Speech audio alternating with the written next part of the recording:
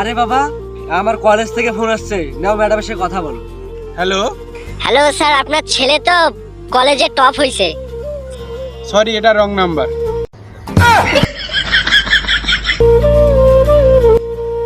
আরে তুষার ভাই, তুমি তো ওই মেয়ের জন্য পুরাই পাগল হয়ে গেছো।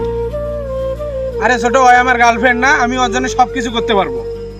ওই যদি বলে যে তুমি আমার পেছনে সারাদিন ঘুরবা, আমি তাও ওর পেছনে ঘুরবো। ওই যদি বলে যে তুমি আমার চাকর হয়ে থাকো, আমি চাকরই হয়ে থাকবো, কারণ আমি তাকে অনেক ভালোবাসি। আচ্ছা, আর যদি বলে যে ফর্সা হয়ে দেখাও তো? হ্যালো।